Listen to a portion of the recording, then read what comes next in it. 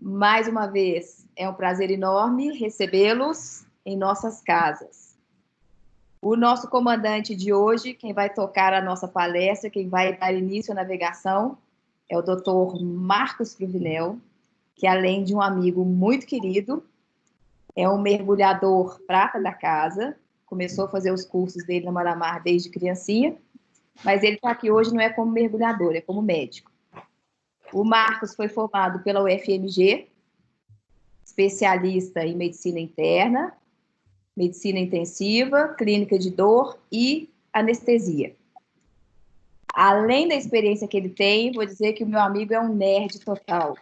Já foi diretor científico da Sociedade Mineira de Anestesia, diretor científico do Congresso Brasileiro de Anestesia, é o responsável pela coordenação de anestesia do Life Center. Além disso tudo, não bastasse, marido da Patrícia Cruvinel, pai do Rafa e do Felipe. Patrícia é cardiologista. O rapaz ainda é maratonista, já correu, está em 16ª maratona. Mas a característica mais importante dele está a caminho do seu curso TXR na Mar-a-Mar. Esse vai ser o título mais caro. Cruvinel. Obrigado, Paulo. Vou tentar compartilhar ela aqui. Vamos ver se vai dar certo. Já deu. Deu? Deu. Então, jóia.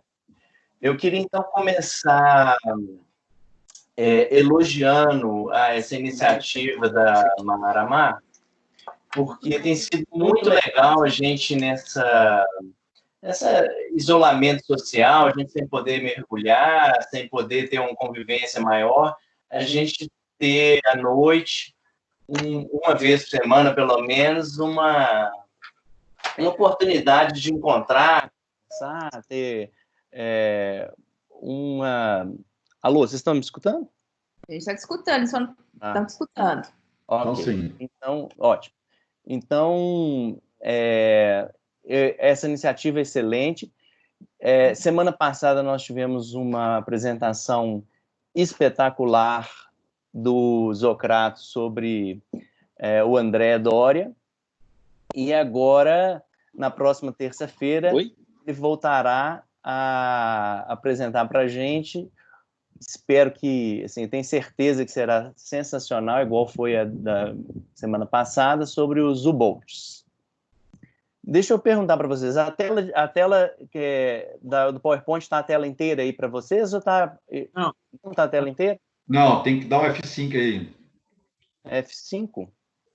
Começa a apresentação. Uma setinha que você tinha apertado mais cedo, lembra? Tinha uma setinha do lado direito de apresentação? É porque no meu aqui está apresentando a tela inteira.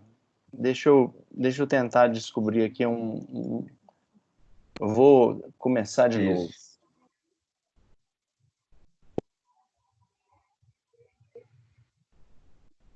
Espera aí, só um pouquinho. Não estou com...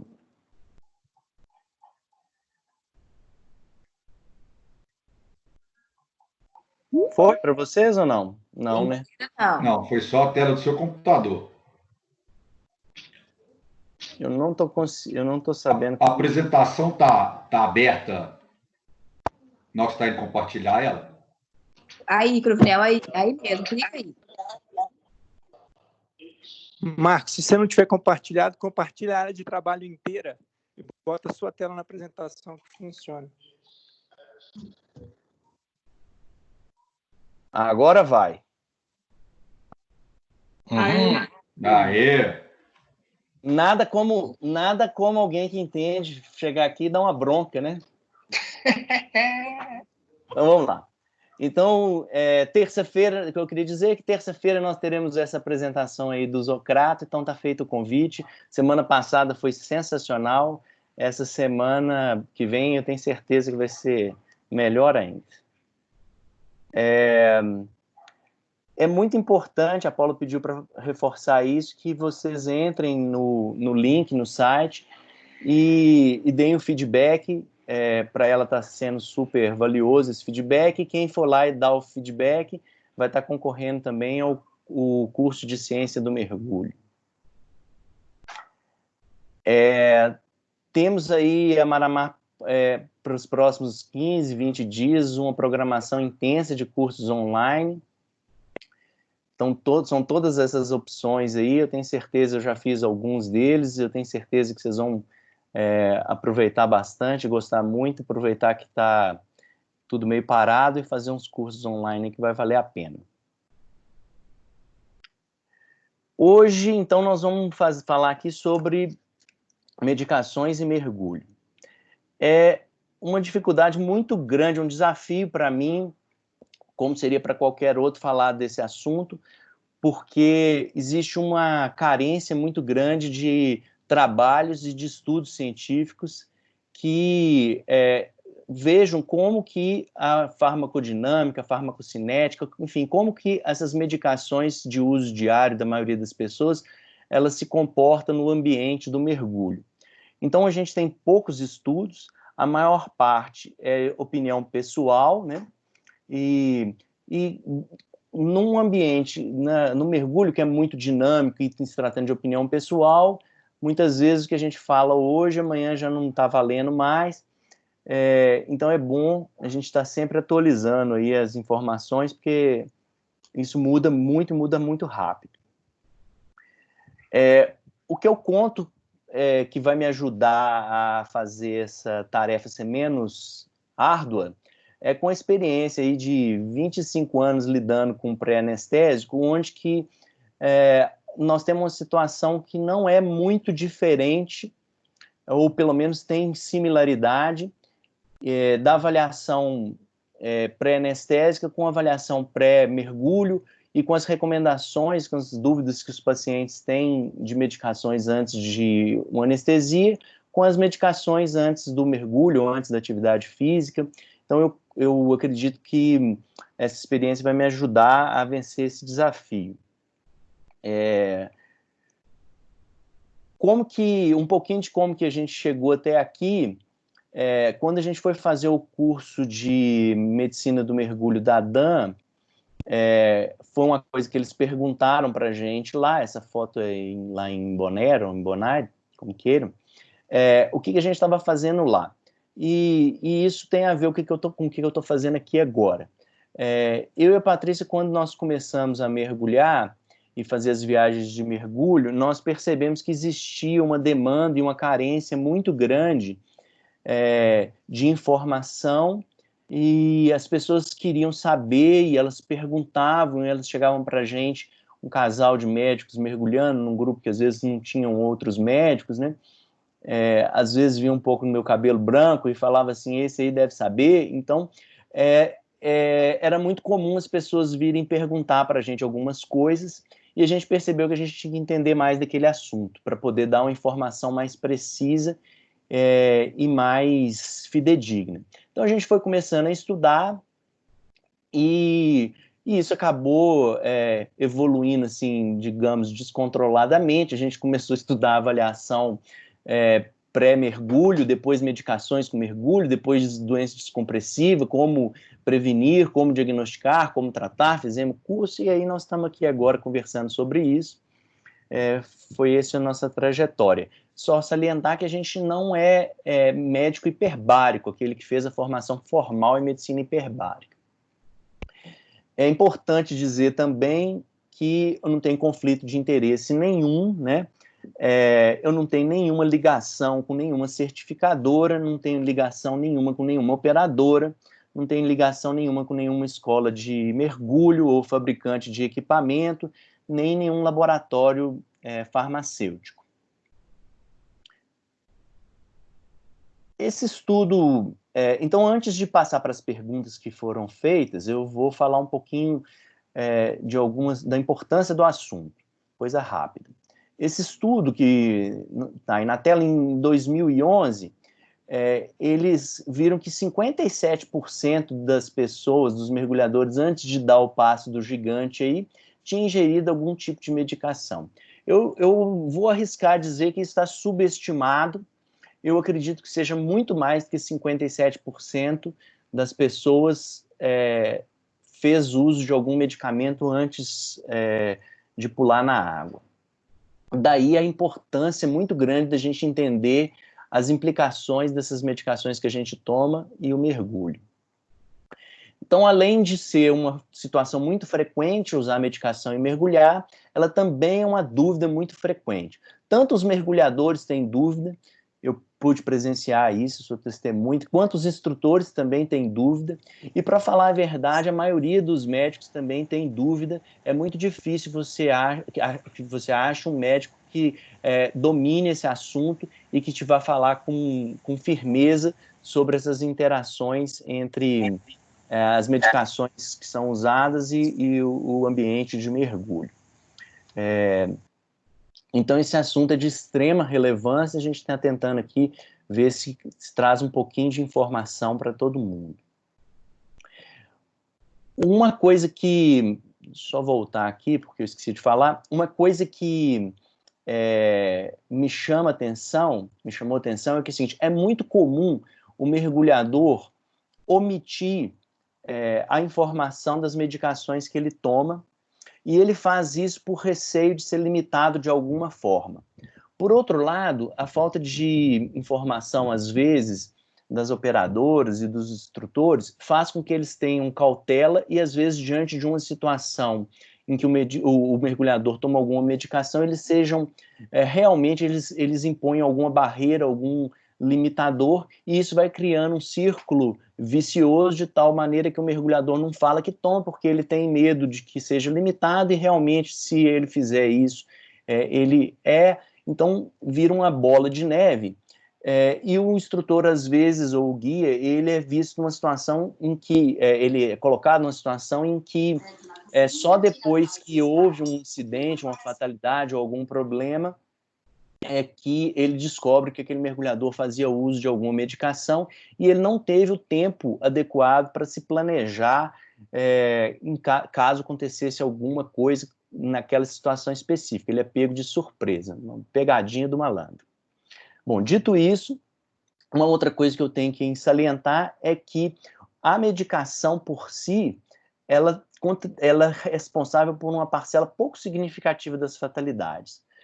Por outro lado, ela quase sempre está presente nas fatalidades, ou seja, ela é uma das bolas daquela teoria do queijo suíço, um dos buracos do queijo suíço, quase sempre, mas dificilmente ela é a responsável principal. O que a gente tem em relação às medicações é que, às vezes, o mais importante é saber qual a condição clínica que leva o mergulhador a tomar o medicamento. Então, a medicação, ela é a ponta do iceberg que revela por debaixo da superfície uma condição clínica, às vezes, que é mais importante do que a própria medicação. E a medicação, ela vai ser, então, a dica, né, a pista para uma condição clínica de maior até relevância que a própria medicação. Muito bem.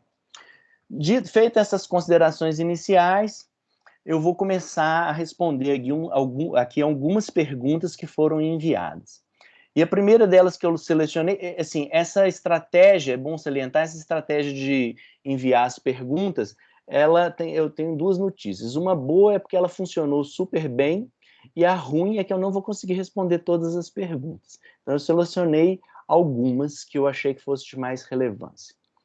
A primeira que veio e que me chamou a atenção foi a pergunta: posso tomar uma? Muito bem.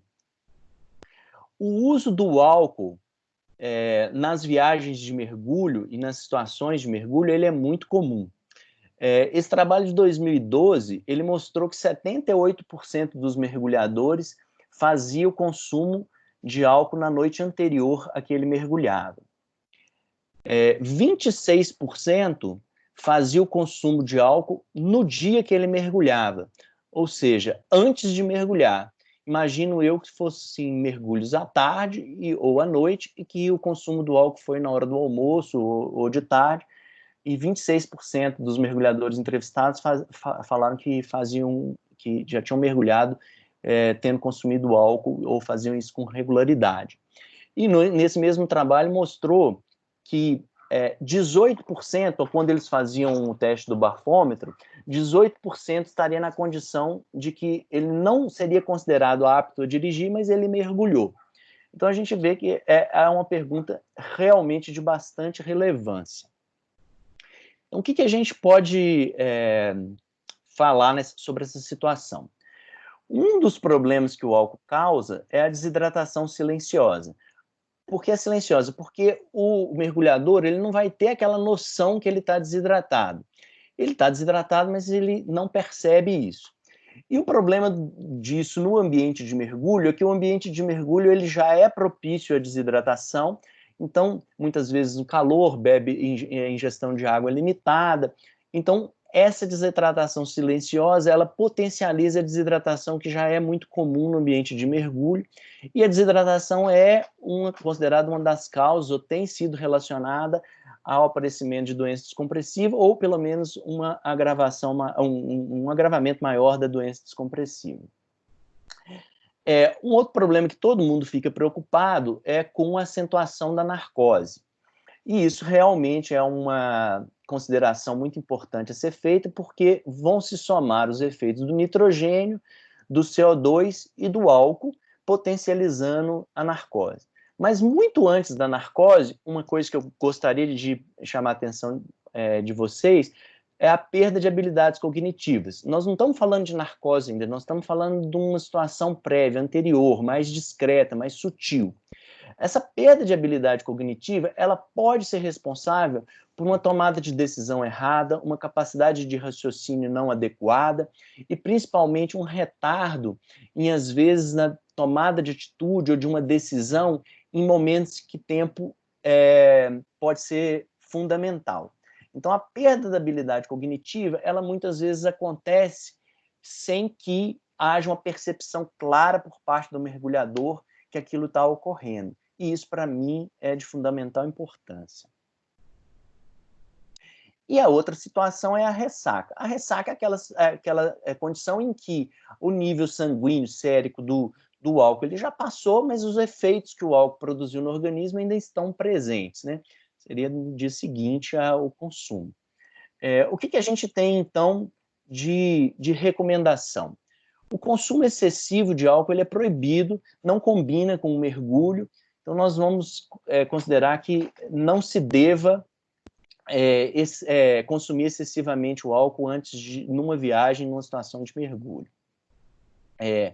A outra situação que a gente tem uma recomendação clara de várias certificadoras e operadores, e da ADAN também, é que se você estiver de ressaca, não mergulhe. Não adianta tomar as medicações que normalmente o pessoal usa para ressaca, porque as condições fisiológicas, pode até melhorar a sintomatologia, mas as alterações fisiológicas produzidas no organismo, elas não passam. Então, a ressaca não combina com o mergulho.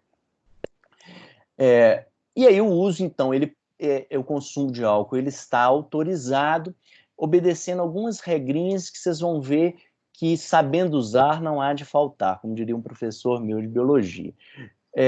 O intervalo entre um consumo leve de álcool e o mergulho, ele tem que ser de 8 horas.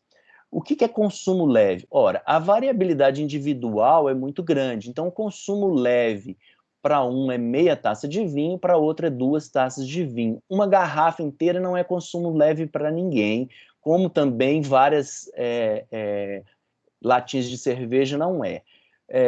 Então, o consumo leve, ele é leve. Depende de cada um, mas à noite, num jantar, quando você está numa viagem de mergulho, tomar uma taça de vinho, ou uma latinha, ou uma long neck de cerveja, obedecendo o intervalo de 8 horas, é um comportamento razoável. E a outra coisa que a gente tem que colocar é a possibilidade de usar consumir o álcool depois do mergulho. Esse intervalo é de 1 hora. Não, pessoa, esse eu me preocupo menos, porque é quase que impossível a pessoa, ou assim, a não ser que estivesse já no barco, no livre a bordo, mas sair do mergulho já tomando, já consumindo álcool, você teria que ter um intervalo aí de 1 hora. Obedecidos esses critérios que eu citei aí em cima, eu acho que todo mundo pode se divertir e mergulhar com bastante segurança. Acredito que eu tenha respondido a pergunta do nosso amigo que perguntou se a gente pode tomar uma. A próxima pergunta, que é uma pergunta que eu julguei de bastante relevância também, é em relação às medicações antipertensivas. E a pergunta é, eu tomo o meu remédio para pressão antes ou depois do mergulho? As medicações para controle da pressão arterial são muito usadas, né? Então, essa pergunta eu considero fundamental. A regra de ouro é o seguinte: o uso crônico, aquela medicação que você usa regularmente há vários meses, sendo que você está com a pressão arterial controlada, você tem uma boa capacidade funcional, ou seja, você anda na rua, não sente falta de ar, não sente dor no peito, você sobe alguns lances de escada e não sente nada, essa pessoa ela está liberada para o mergulho, desde que autorizado, obviamente, feito o controle lá com o cardiologista, o clínico dela, nós não vamos ter nenhum problema na grandíssima maioria dos casos. Quais que as considerações que eu gostaria de fazer? Especificamente alguns medicamentos. Os beta-bloqueadores, eles estão associados à diminuição da frequência cardíaca, ou seja, eles bloqueiam o seu coração e não deixam ele acelerar. Se você vai iniciar uma medicação como essa, não é o ideal que logo depois do início da medicação você marque uma viagem de mergulho ou vá mergulhar. Então você tem que ajustar com o cardiologista um intervalo de tempo que seja suficiente para ver qual a adaptação do seu organismo àquela medicação. E isso vai valer para qualquer medicação. Não introduza uma medicação, ou seja, melhor, ao contrário, não mergulhe se você tiver acabado de introduzir uma medicação e não sabe ainda como o seu organismo vai comportar em relação àquela medicação. No classe dos beta-bloqueadores entram aí para a gente dar o exemplo, o atenolol, o metoprolol, o propanolol. Medicações que são extremamente comuns. Outra classe de medicamento muito comum são os inibidores da enzima conversora de angiotensina, que aí entra o captopril, o enalapril, geralmente termina com wil. Qual que é o problema? Existe um efeito colateral que é muito comum dessas medicações, que é a tosse. Então, até que você tenha noção se você vai desenvolver esse efeito colateral ou não, pode ser necessário algum tempo. Então, não é adequado você ir mergulhar logo depois de ter introduzido no seu esquema terapêutico uma medicação dessas. Dê um tempo, espere para ver como que vai reagir e depois vá mergulhar. A mesma coisa para os bloqueadores do canal de cálcio, são medicações como a amlodipina, são medicações muito seguras, têm um perfil ótimo e está liberado, a pessoa pode mergulhar sem problema nenhum, desde que já esteja acostumada a tomar aquela medicação. Os diuréticos levantam um problema adicional, que é aquela questão da desidratação, então quem toma diurético tem que ficar mais atento do que o normal à hidratação, né? E aí vem a pergunta que foi enviada, que horas que a gente pode tomar?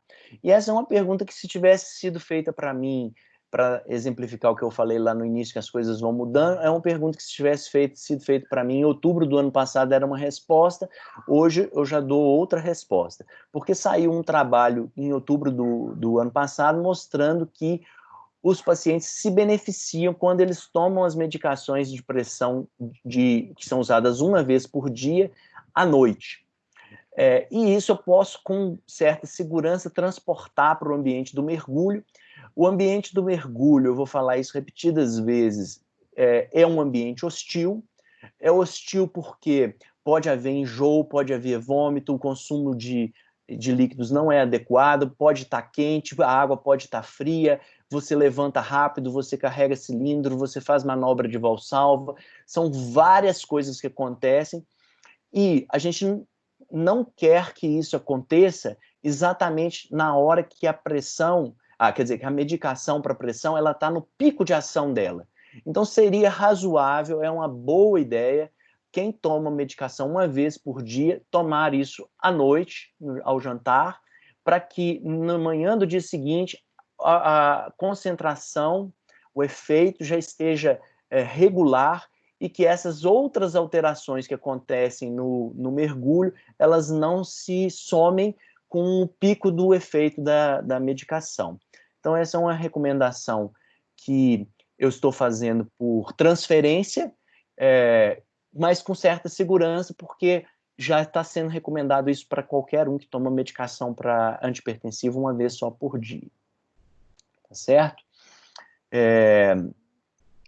Eu vou emendar essa pergunta com a outra pergunta, que ela não foi feita diretamente dessa vez, mas foi uma pergunta que foi feita no curso da Dan e que foi uma polêmica e foi uma discussão muito grande, muito proveitosa, aliás, que é o seguinte, são os anticoagulantes.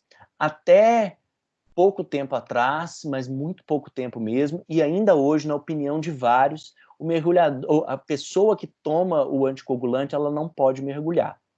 Essa é uma opinião.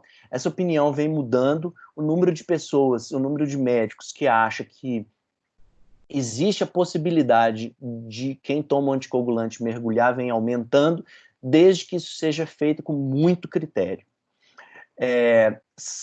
Isso porque o número de mergulhadores, a idade média dos mergulhadores vem aumentando nos Estados Unidos muito, e o número de pessoas que tomam anticoagulante vem aumentando muito porque aumentou a segurança dos anticoagulantes disponíveis no mercado.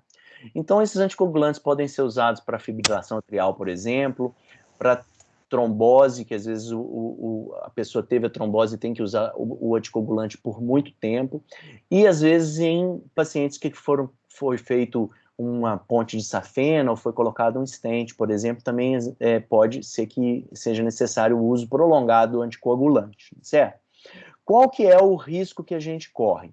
O risco é de sangramento. Eu não vou nem citar, assim, entrar na questão do barotrauma, que é específico do mergulho, mas a preocupação é exatamente pelo fato do ambiente do mergulho ser um ambiente hostil, mais sujeito a trauma do que uma vida corriqueira do indivíduo. Então, essa possibilidade ela está sempre presente. Então, por que eu disse que tem que ser parcimoniosa e aí a discussão tem que envolver o mergulhador, a operadora, o instrutor, tem que ser uma discussão em conjunto? Porque vai entrar tudo em consideração. A condição de mar que ele vai pegar, o tempo de navegação, o jeito de entrar e sair da água. Vocês imaginam que o barco pode estar molhado, a pessoa pode escorregar e cair, bater a cabeça. Ela pode bater a cabeça na hora que estiver subindo para o barco na escadinha. Um outro mergulhador pode cair e bater o cilindro no mergulhador que toma o anticoagulante.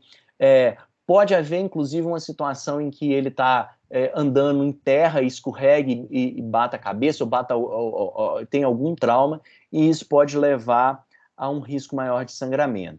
Então, eu queria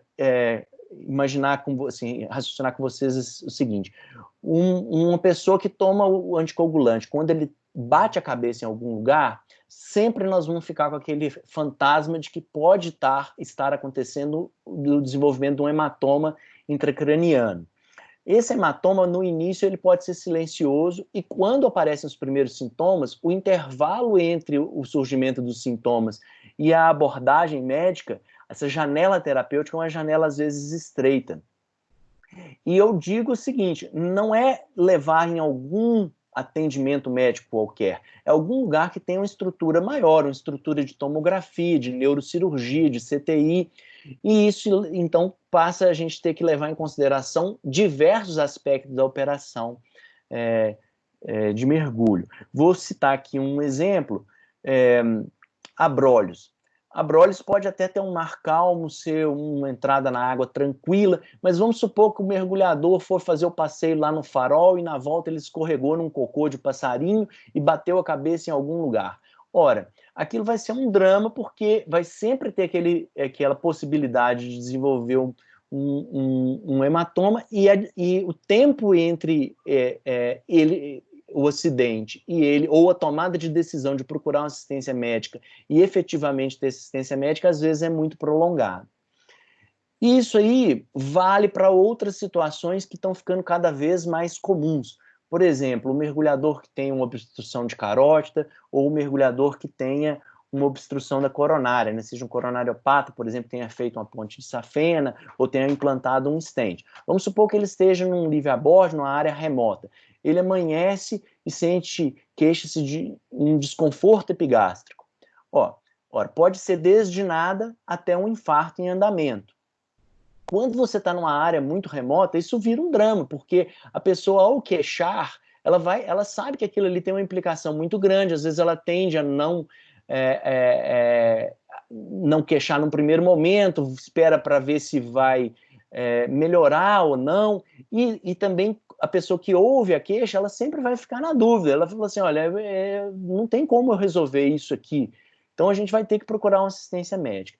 Então, como os mergulhos em áreas remotas, eles estão ficando cada vez mais comuns e procurados por todos, essa decisão de quem pode ir, quem deve ir, e se eu vou, se eu não vou, ela tem ficado, assim, ela tem que ser analisada muito em conjunto.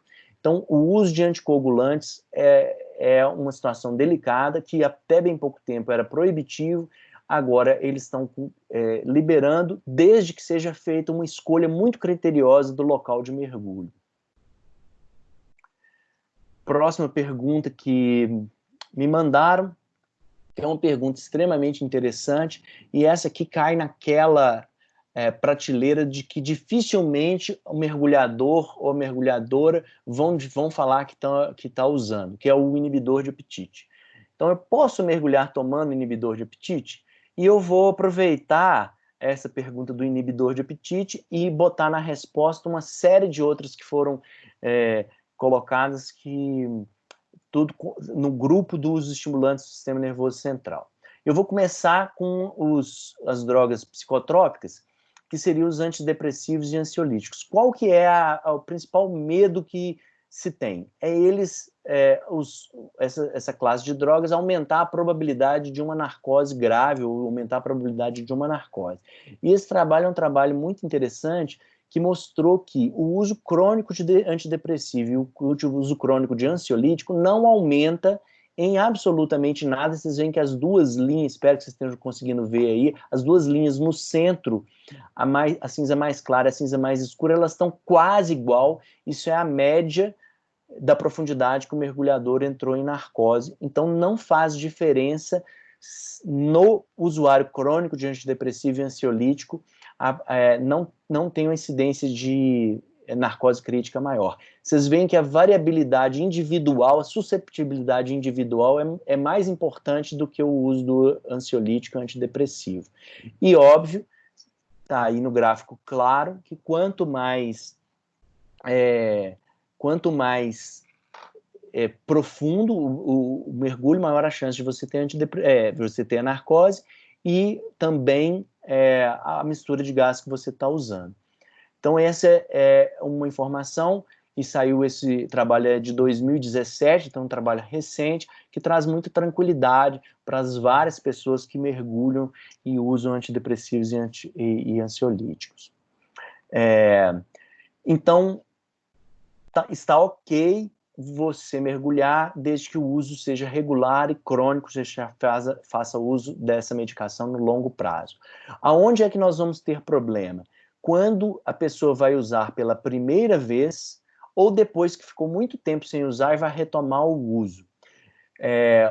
Os antidepressivos tricíclicos, como a sertralina, por exemplo, ou bupropiona, eles têm uma característica que eles aumentam o limiar convulsivo, então a gente, abaixo dos 18 metros, por causa da toxicidade do sistema nervoso central do oxigênio, a gente tem que ter cuidado. E teria que ter cuidado também quando se usa pela primeira vez essas medicações. Vou dar um exemplo que não me pareceu estapafúrdio. A pessoa ela vai fazer um check-out, seja de qualquer nível de certificação, ela está muito ansiosa e ela toma ali um ansiolítico que ela não está acostumada a tomar para poder deixar ela mais calma. Isso não é uma boa ideia, certo? Vamos então para o indutor do sono, que é outra classe de medicamento muito usada.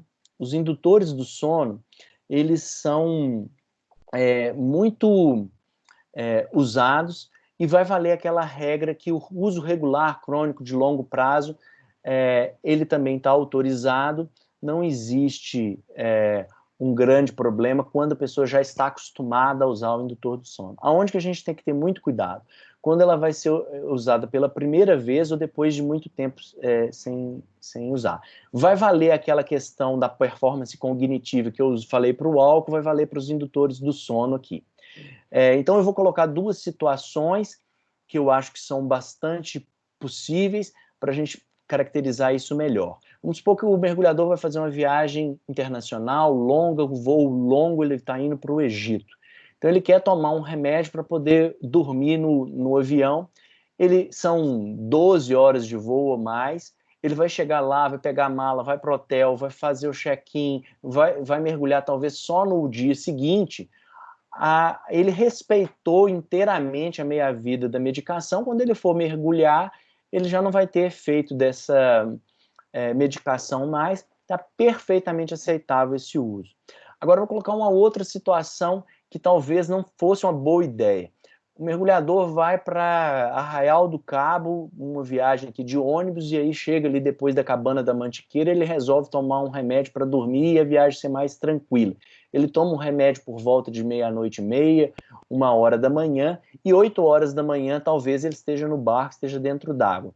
O que vai acontecer é que ou ele pode estar bastante sonolento ainda, porque foi a primeira vez que ele tomou a medicação, ele não respeitou a meia-vida da medicação, e mesmo que ele não esteja muito sonolento, a performance cognitiva dele vai estar deteriorada. Pode ser que num mergulho super tranquilo não tenha problema nenhum, mas que num mergulho que precise de alguma decisão, algum raciocínio mais rápido, ele não vai conseguir desempenhar aquilo e vai estar sobre risco. A Ritalina é outra, e as medicações, né, para o transtorno de déficit de atenção, é outra medicação, classe de medicação que é muito usada, e aqui eu também considero que a maior parte dos mergulhadores que usa não vai relatar esse uso para o instrutor, e vai ser uma situação que pode gerar um risco. Eu queria ser muito enfático nessa colocação. É óbvio que alguém que tenha déficit de atenção, nós não queremos que ele suspenda a medicação, nós também não queremos que ele não mergulhe. Nós queremos que ele mergulhe com segurança. Então, nós não vamos querer uma pessoa desatento mergulhando, mas também nós não vamos querer botar ele em risco por causa da medicação.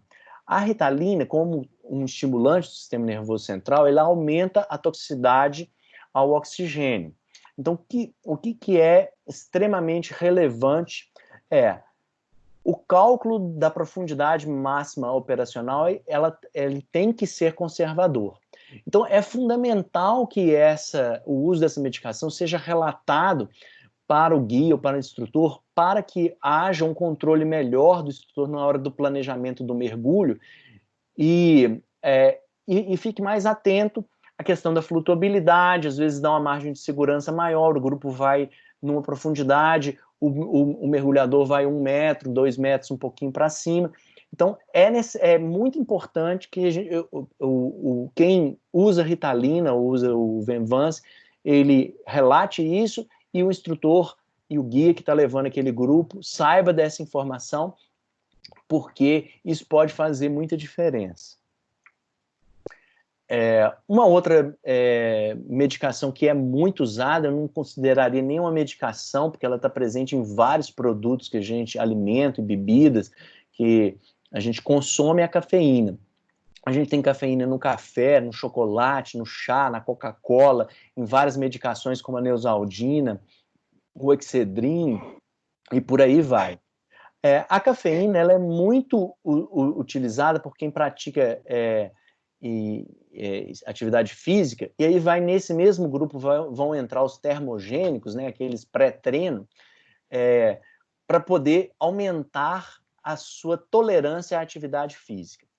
Eu não vejo nenhuma vantagem no consumo da cafeína antes do mergulho. O mergulho, diferente da atividade física como a corrida, bicicleta ou crossfit, ou qualquer coisa que o valha, o mergulho é uma atividade que você quer diminuir o seu metabolismo. Quanto mais baixo o seu metabolismo tiver, melhor. Quanto menos força ou quanto mais eficiência você tiver no consumo de oxigênio, melhor. O que vai acontecer com essas medicações, com o uso dessas medicações, é que você vai aumentar o seu consumo de gás, porque você está aumentando o metabolismo. Um outro problema que a cafeína gera é aumenta a chance de enjoo. Então, quem tem uma suscetibilidade maior para enjoo, a cafeína aumenta isso, potencializa. Então, não seria adequado quem já enjoa tomar muito café no café da manhã, ou chá, ou qualquer coisa que tenha muita cafeína, certo? Existe a possibilidade da diurese levar a uma desidratação, que a gente já mencionou anteriormente, quando falou dos diuréticos e até do álcool, né? Em relação à cafeína, isso. Teria também o risco potencial de ser um estimulante do sistema nervoso central, mas na prática não se viu isso. Então, esse que eu vou colocar agora, que é o cálculo conservador da profundidade máxima operacional, não vale tanto para a cafeína quanto vale para os outros estimulantes do sistema nervoso central. Passando então para a próxima pergunta, a pergunta foi o seguinte: qual o melhor coquetel para o ouvido não dar bizil? Bom, eu não tenho uma resposta pronta para isso. Não existe um coquetel que seja aplicável para todos, que vai funcionar para todo mundo. Isso vai variar muito de indivíduo para indivíduo. A primeira coisa que eu iria sugerir é, se a pessoa tem muito problema de equalização, é procurar um otorrino para fazer um exame para ver como que é a anatomia daquela pessoa. Vão ter alguns mergulhadores que vão ter anatomias mais difíceis e com isso eles já vão saber que tem uma tendência maior e vão poder ser mais agressivos nessa profilaxia. Outros não. E isso varia também muito de indivíduo para indivíduo, não só de indivíduo para indivíduo, mas dentro de um mesmo indivíduo, ou seja, a mesma pessoa pode ter uma situação que ela tenha problema e outra situação ela não tenha problema. O padrão ouro que eu recomendaria, e fico muito tranquilo de recomendar, são os corticoides nasais. Eles têm um perfil de segurança muito grande, os efeitos colaterais são muito poucos. O grande problema com os corticoides nasais, que são essas bombinhas nasais que a gente usa, é que a maior parte das pessoas usa errado. O tempo que é necessário entre o início de uso e uma ação adequada desses corticoides nasais é de 1 semana. Então, se você vai mergulhar 1 semana antes, você tem que começar a usar os corticoides, é o mínimo. Porque se você começar a usar na véspera, ou na hora que chegar lá, ou logo antes de mergulhar, eles não vão funcionar. E aí o mergulhador vai achar que aquilo ali é uma porcaria e nunca mais vai usar. Mas, na verdade, é um instrumento muito valioso, porque tem muito pouco efeito colateral no uso agudo desse jeito que nós estamos falando. Uma alternativa que é muito mais... Uma pergunta em cima disso aqui. A gente vê muito nos liveaboards, principalmente quando vai chegando nos dias finais de mergulho, da metade da viagem de liveaboard em diante, o pessoal começa a ter obstrução nasal. E aí começam troca-troca de remédio no barco e vão muito desses corticoides nasais quando a pessoa já começa a ter dificuldade de equalizar. Ou seja, não adianta nada. Eu acho que a sua pergunta, você entendeu exatamente o que eu falei, ela já está respondida. Ele teria que estar usando 1 semana antes, né? Então, se ele tem o histórico de acontecer isso, lá pelo 2º, 3º, 4º dia, isso não tem a ver com mergulho, mas tem a ver com a mudança de ambiente. Por exemplo, você vai para um lugar, às vezes, que a umidade muda, às vezes é mais úmido, às vezes é menos úmido, resseca a mucosa nasal, às vezes tem o mofo. Então, o ideal, o frio, né, também pode influenciar. O ideal, então, é usar antes. O próprio uso do ar-condicionado. Então, são vários os fatores que levam a essa situação, por isso que você tem que fazer o uso disso antes.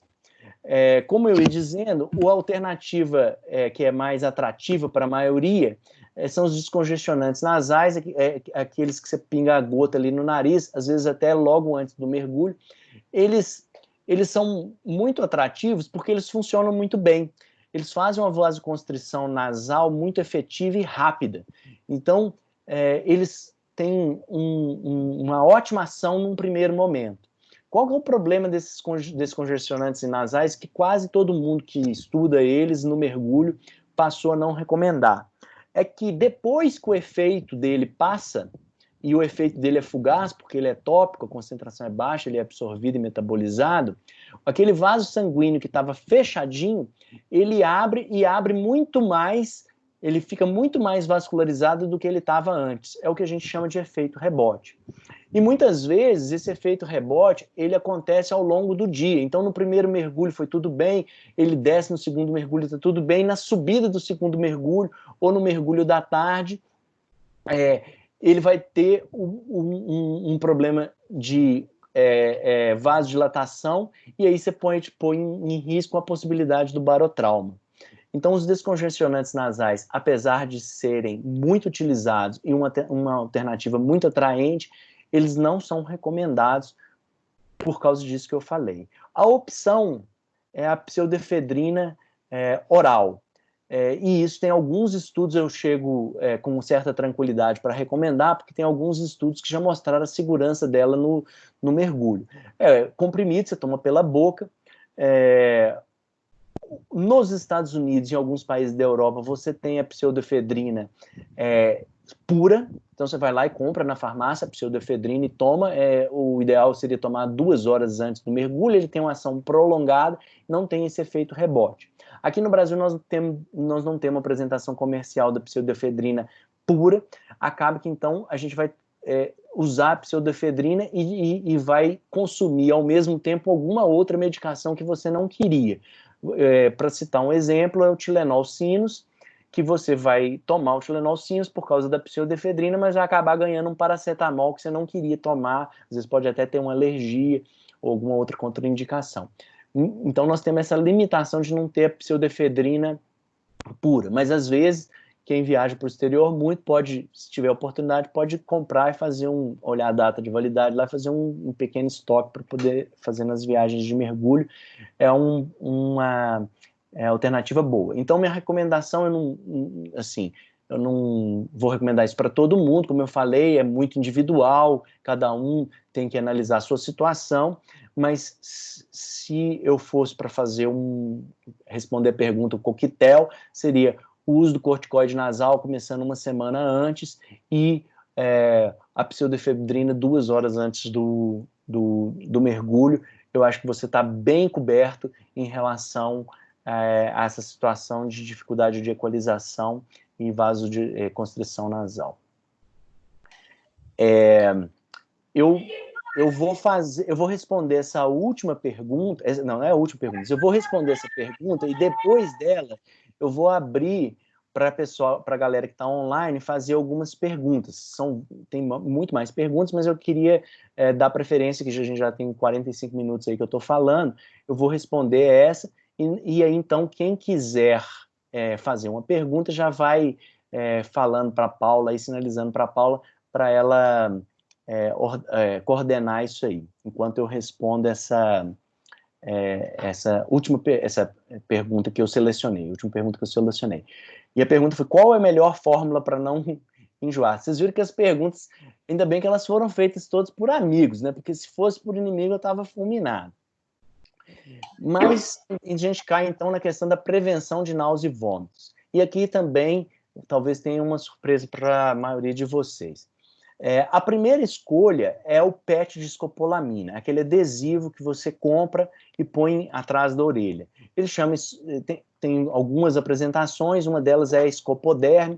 Infelizmente, ela não vende no Brasil na farmácia. Então, você tem que comprar ela no exterior ou encomendar pela internet. A gente, para essa viagem da Indonésia, a gente encomendou, demorou, mas chegou.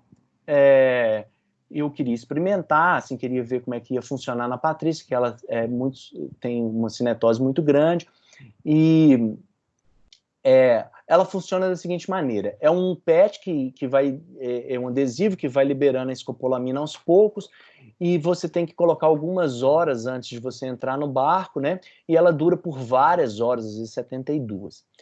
Temos um problema que o mergulhador não é exatamente um turista no barco. Ele vai entrar na água, vestir roupa, sair roupa. Então, tem o problema da gente não saber exatamente quanto tempo aquele PET de escopolamina vai durar.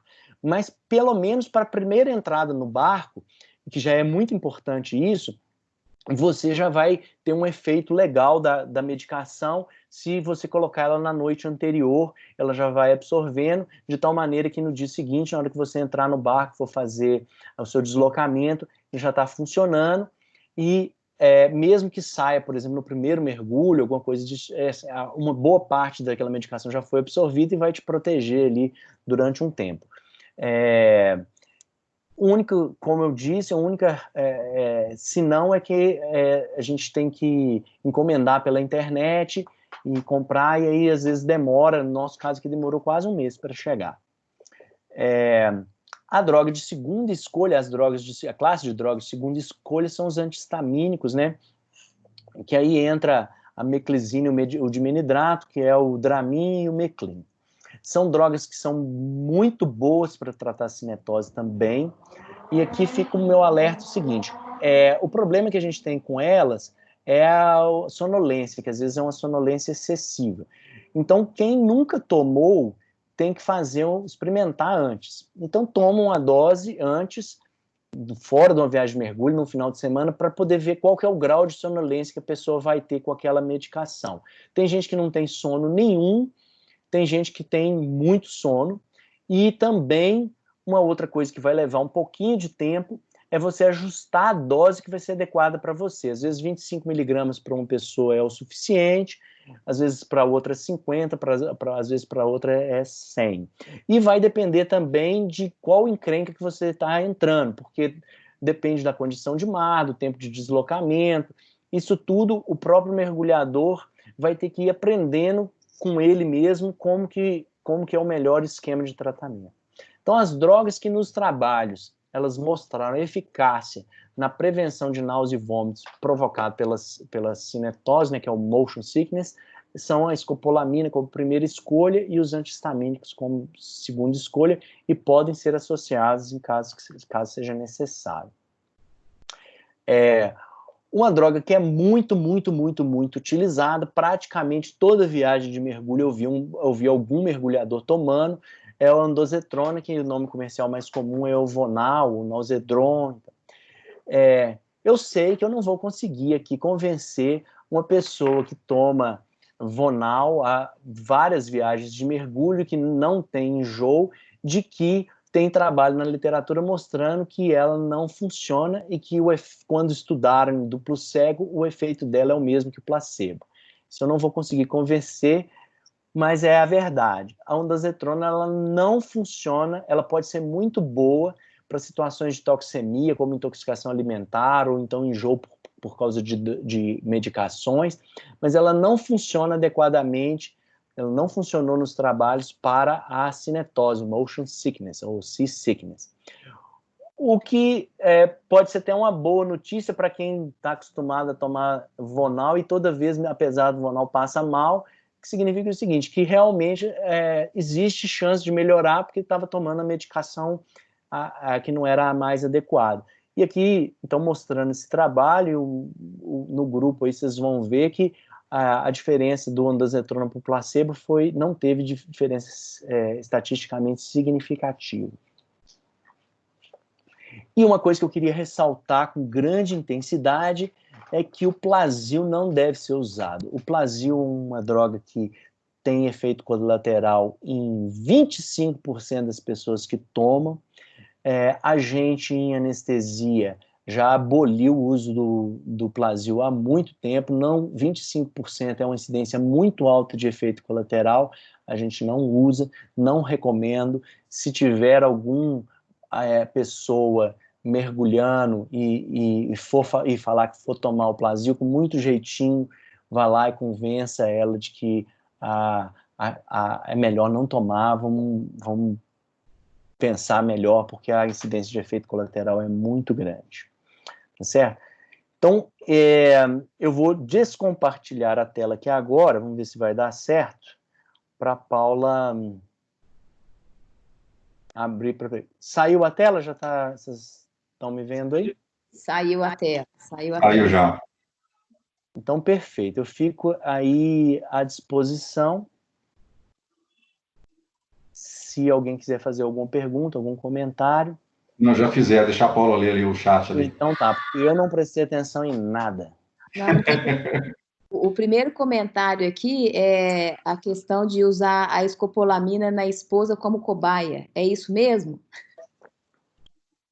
É isso mesmo? Não, é o seguinte, para explicar como que é a variabilidade individual. Aqui em casa nós somos 4, então tem 2 que nunca passaram mal no barco, não toma medicação nenhuma em lugar nenhum. Para quem conhece a operação lá em Recife, para quem foi em Recife, a gente foi agora que pegamos lá mar com onda de 2 metros, eu não tomei remédio nenhum, não fico enjoado, eu me dou super bem, o Rafa também nunca tomou remédio para enjoo em viagem nenhum. Então nós temos o grupo aqui dos que não enjoam e temos o grupo composto aqui em casa pela Patrícia que enjoam na van indo para o aeroporto. Então, como a gente ia ter uma primeira experiência de ficar embarcado durante muito tempo, a gente comprou escopolamina para poder ver se ia ser efetivo igual os trabalhos mostram. Não foi cobaia, não. Foi primeiro prioridade para ela e depois os outros não tem muita importância. Tem um amigo nosso que quis experimentar a esposa dele também, colocando ela para mergulhar, é o Flávio Salazar. Ele quis colocar a Jaque, só experimentar, não era cobaia não, para mergulhar num cardume de tubarão cabeça chata, só para ver se dava certo, e deu certo, ela voltou. Ele pode ir, né? Agora, ó, no chat até agora não entrou nenhuma pergunta, o Luciano Lago falou que tinha uma pergunta, mas eu tenho uma aqui, que já aconteceu em viagem conosco, de uma mergulhadora que toma remédio para hipertensão. Ela sempre relatou que toda vez que ela chegava, que ela tomava os remédios, e no primeiro dia que ela chegava na praia, a nível do mar, no primeiro dia a pressão dela baixava demais, ela ficava extremamente letárgica e sonolenta. Então, que ela normalmente no primeiro dia preferia não mergulhar, até esperar a pressão dela se regular, porque ela estava em uma atmosfera. Faz sentido? Eu acho que é mais por causa do calor, talvez a desidratação. Eu esqueci de falar aqui, e foi bom que eu lembrei, que é o seguinte, a chance de você ter um problema de desajuste do controle pressórico numa viagem com um fuso horário, uma viagem longa que pula de vários fuso horários, é muito maior por causa da questão de frio, quente, ar-condicionado, levanta, senta. Então, toda vez que você sai da sua rotina habitual, troca sua alimentação, às vezes para uma alimentação mais salgada, então toda vez que você muda isso, a medicação pode mudar um pouco o efeito dela. Então, é uma questão delicada. Eu não acho que seja exatamente igual ela falou, eu acho que talvez seja mais por outros motivos. Só que são tantos motivos, tantas variáveis ao mesmo tempo, que é difícil de você ser assertivo e de falar qual que é exatamente o problema.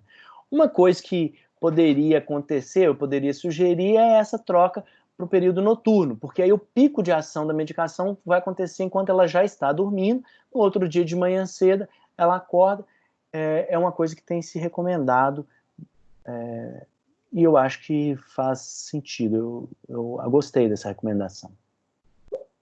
As outras perguntas que estão aqui, é engraçado que elas não estão aparecendo aqui no meu chat, não sei porquê, mas o Luciano está me dando a colinha aqui.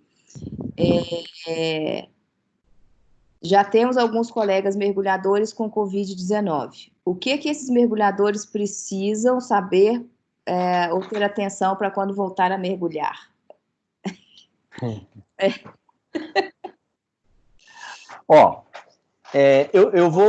Eu vou voltar a tela aqui, porque eu tenho algumas imagens aqui para mostrar, e mostrando a imagem eu acho que eu vou ser mais claro.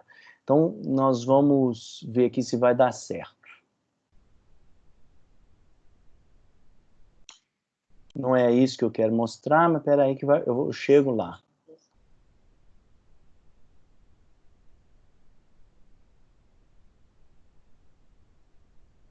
Aqui, cheguei onde que eu queria. Covid-19 mergulho. Muito bem. O que acontece? A gente tem, o coronavírus, ele provoca uma lesão pulmonar, tá certo? Então, aqui seria a questão da pessoa que teve o Covid e já se recuperou e quer voltar a mergulhar. Bom, nós temos uma gama que varia muito. Não existe uma relação linear, objetiva, clara entre a sintomatologia e a lesão pulmonar, porque existe uma variação muito grande de indivíduos. Primeiro, porque o indivíduo pode ter uma reserva pulmonar maior do que a outra, então o que daria, uma lesão pulmonar que daria falta de ar num indivíduo não dá no outro. Mas mesmo se tratando de indivíduos com reservas pulmonares parecidas, a percepção de falta de ar ela é subjetiva, então uma pessoa pode ter falta de ar com um grau de lesão pulmonar menor do que a outra que não teve falta de ar. Entendido isso, significa que é o seguinte, nem sempre a sintomatologia vai corresponder ao grau de lesão pulmonar que o indivíduo teve. Aqui está uma tomografia de tórax de um indivíduo normal, onde que você não precisa preocupar, a sequência é autoexplicativa, onde você tem um pulmão normal. O que acontece com a lesão do pessoa que tem o Covid é que ela vai piorando. O padrão que a gente chama, que é característico, é o padrão de vidro fosco. Então é como se você tivesse uma janela de vidro transparente e fosse fazer aquele jateamento para dar uma opacidade no vidro. Então vai ficando opaco, opaco, opaco, opaco. Quanto mais opaco, mais lesão. Muito bem. Depois que passa o quadro clínico, há a expectativa, né, de que essa lesão vá se recuperando e até que normalize. Quanto tempo isso vai demorar? Isso ninguém sabe ainda, porque nós estamos falando de uma doença nova e vai variar de indivíduo para indivíduo. Então, é difícil de saber quanto tempo depois o mergulhador vai estar sem lesão pulmonar, ou vai ter se recuperado completamente de lesão pulmonar. E aí nós temos um problema no mergulho, que é a toxicidade pulmonar pelo oxigênio. Então, nós vamos associar às vezes, uma lesão em cima de um pulmão já lesado. E a gente sabe que qualquer coisa que passou de uma pressão parcial acima de meio já está tendo alguma possibilidade de lesão pulmonar. Então, meio é muito pouco, 15 metros a gente já ultrapassaria essa pressão parcial de meio.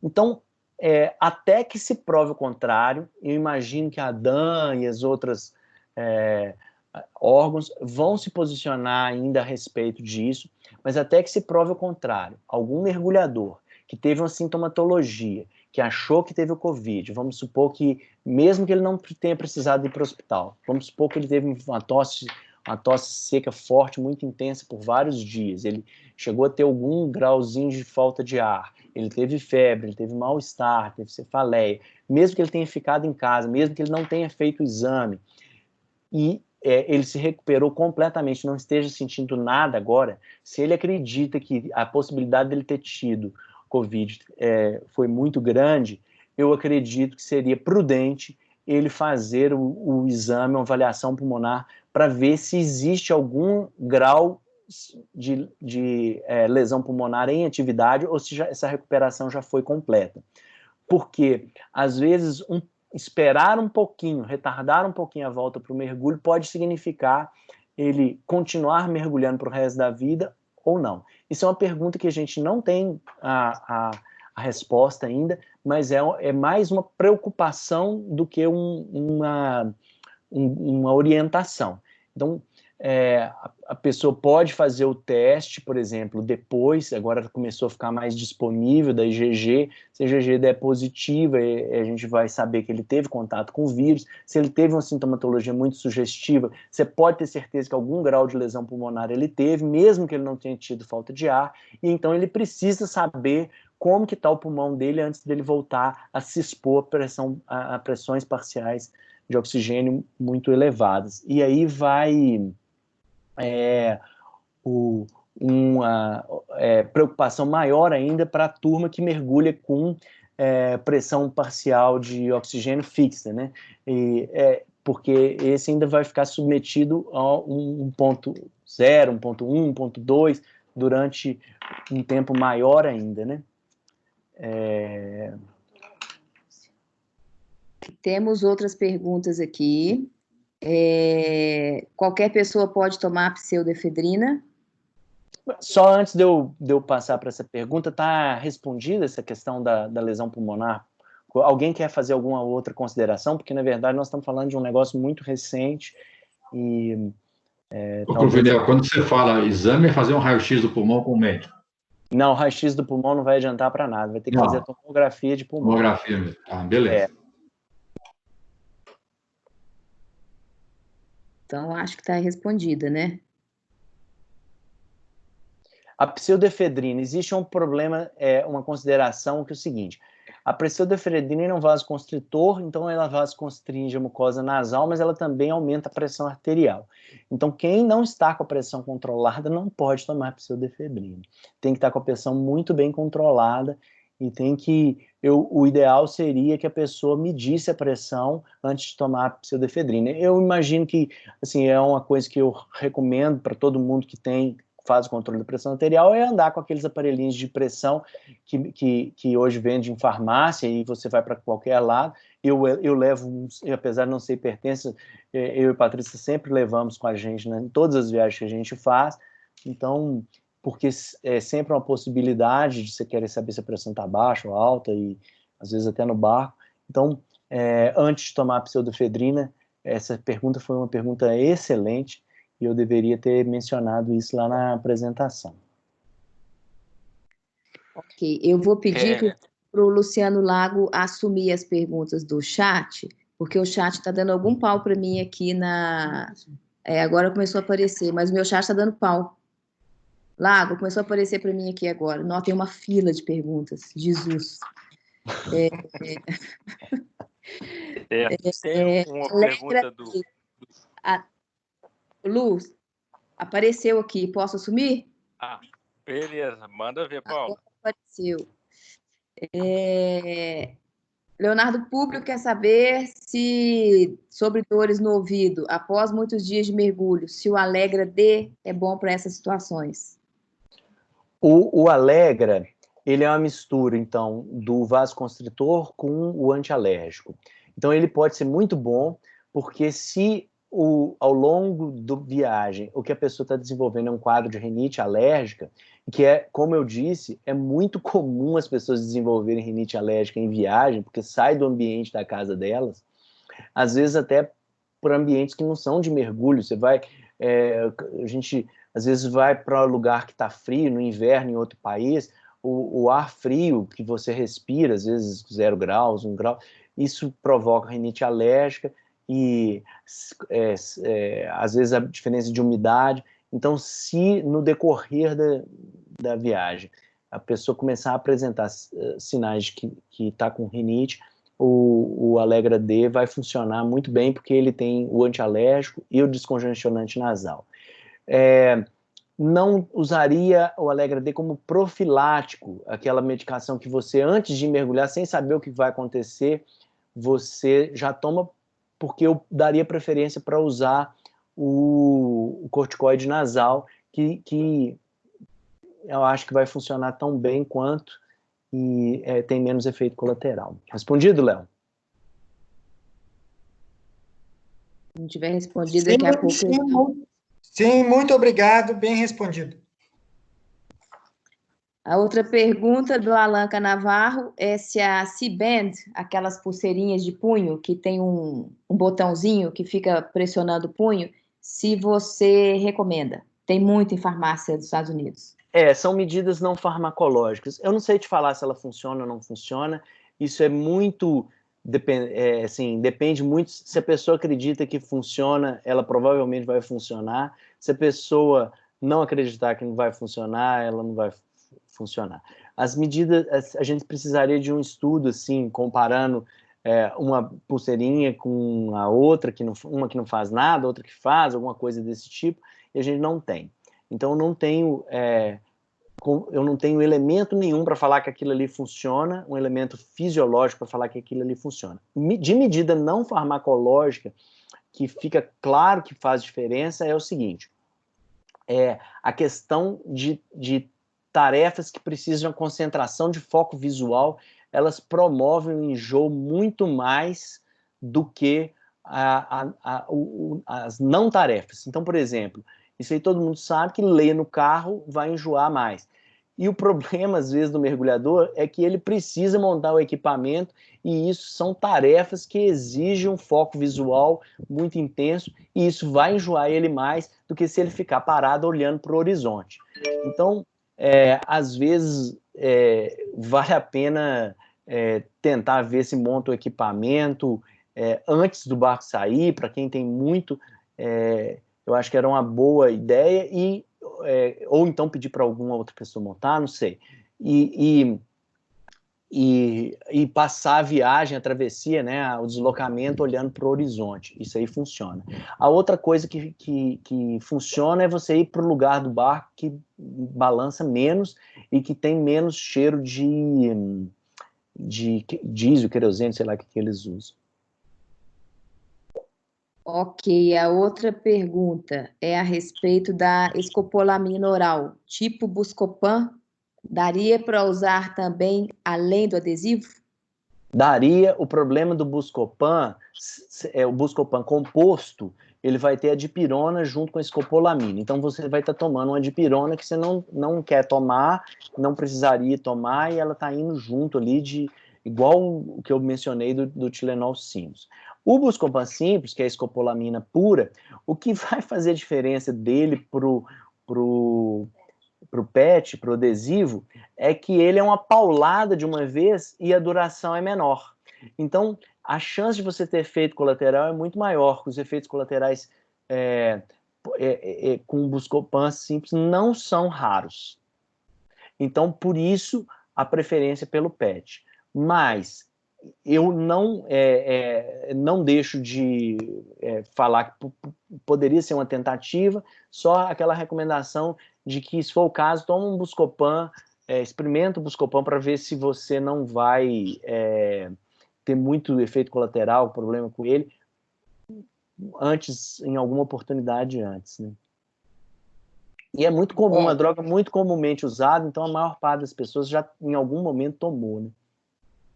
Paulo, posso fazer uma pergunta aqui também? Pode. Eu tô querendo saber o seguinte, Cruvinel, se você já ouviu falar de alguma, não que seja desenvolvido para isso, mas você já ouviu falar de alguma medicação que ajuda a prevenir doença descompressiva?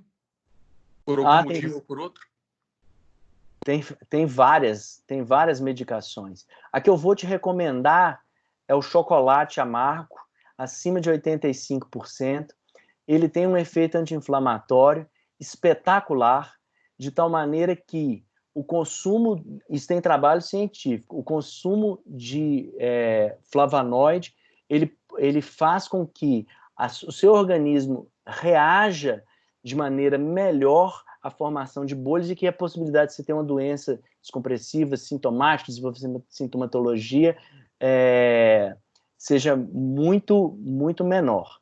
Então, começa por aí. Mas tem várias outras medicações que já foram experimentadas. O clopidogrel, que é um anticoagulante, ele também já foi testado, o AS também já foi testado, tem várias medicações. Só que não foi o suficiente para poder você confiar de usar profilaticamente.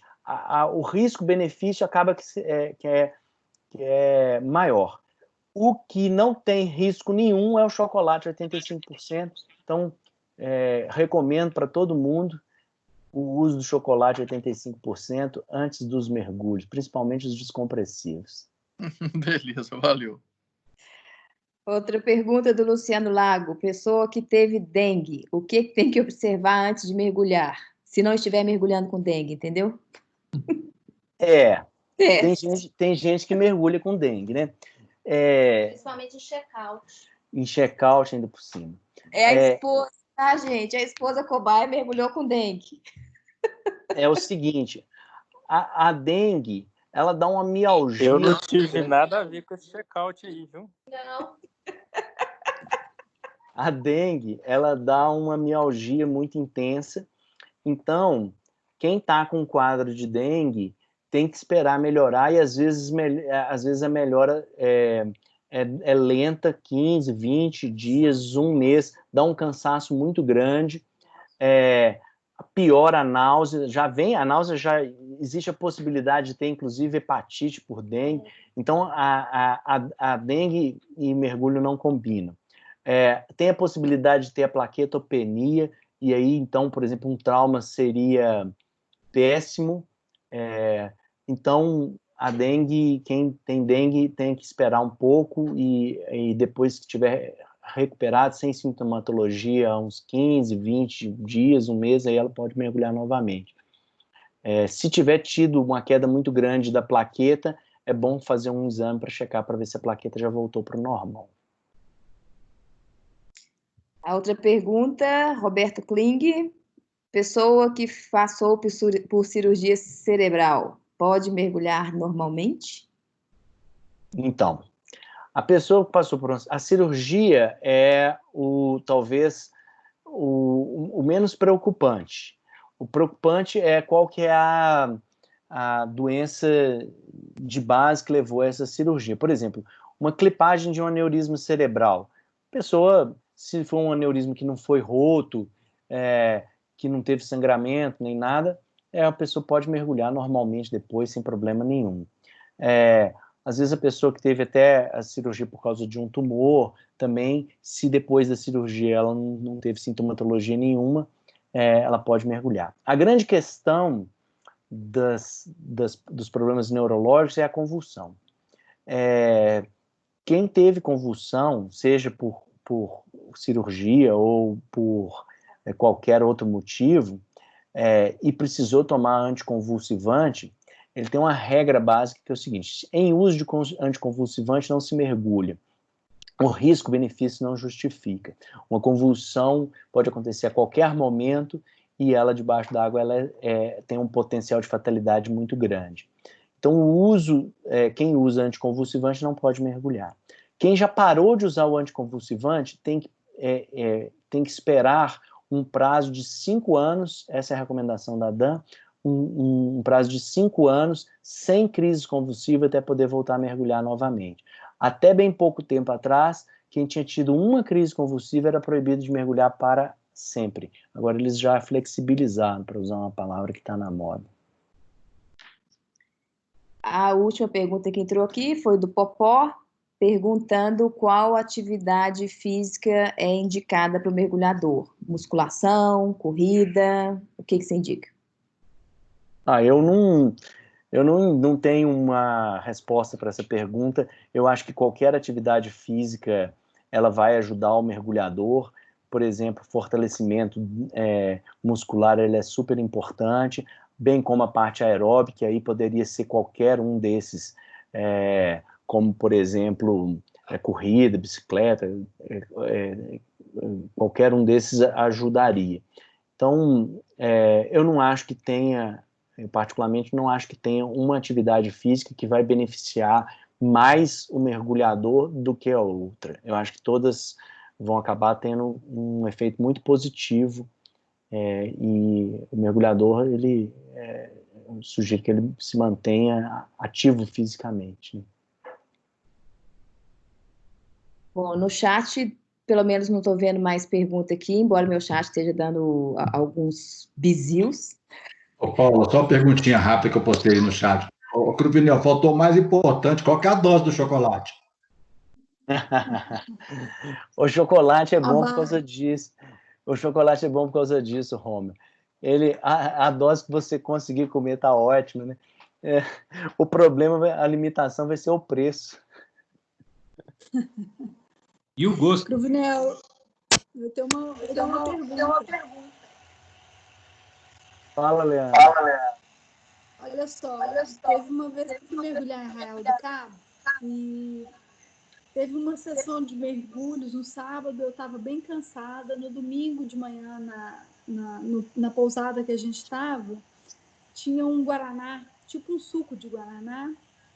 E eu acordei bem esgotada e acabou que, para eu conhecer, que até então eu nunca tinha tomado guaraná em pó, eu tomei um copo desse guaraná e eu saí do café da manhã totalmente disposta para o mergulho, totalmente animada.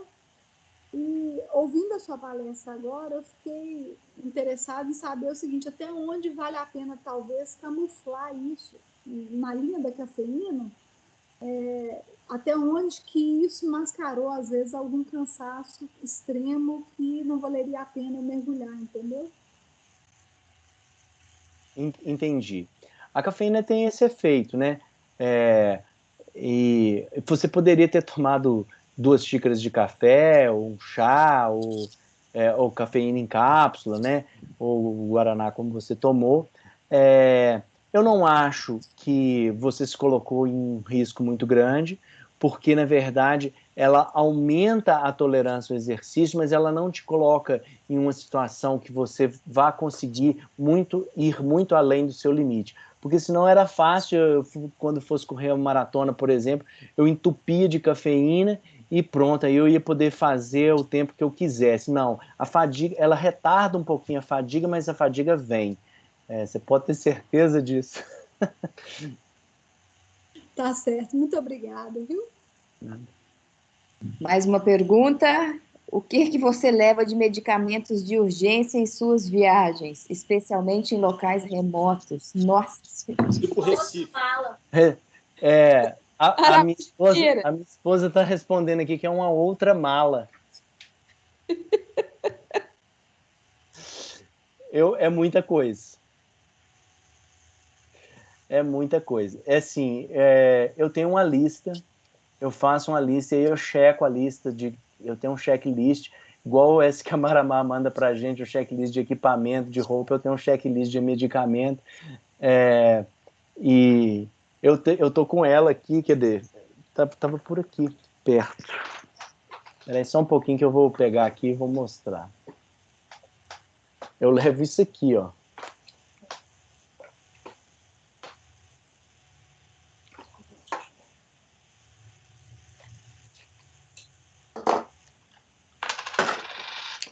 Deixa eu até chegar para trás.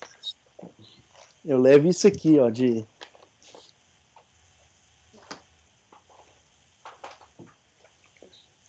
É uma mala, no final das contas. Tá desfocado, né?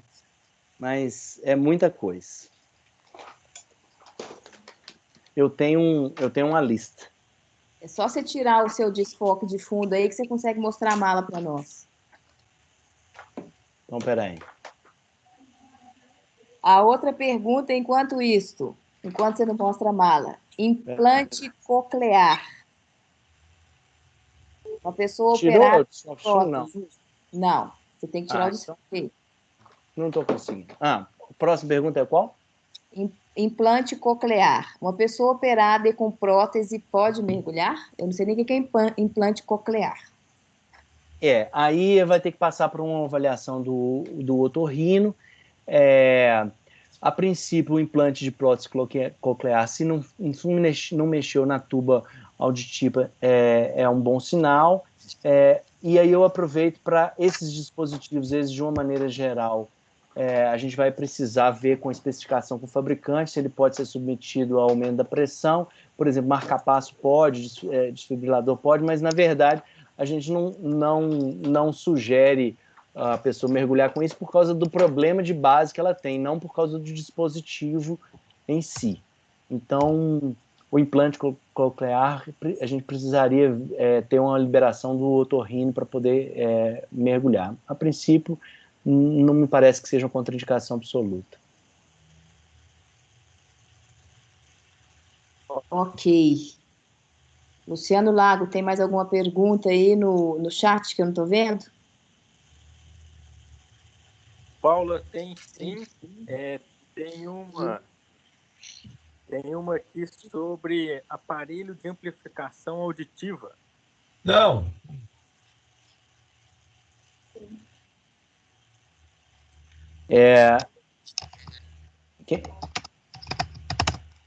Eu acho que eu não entendi muito bem. A pessoa quer mergulhar com o aparelho vai estragar, né? Eu acho. Não sei. Aí eu não saberia dizer. Eu não estou entendendo o porquê que a pessoa não poderia tirar o implante de. Ah, não. Me desculpe. Olha, se a pergunta for sua, abre o áudio aí. Ah, não. Agora eu vi aqui. Aí porque são duas coisas diferentes.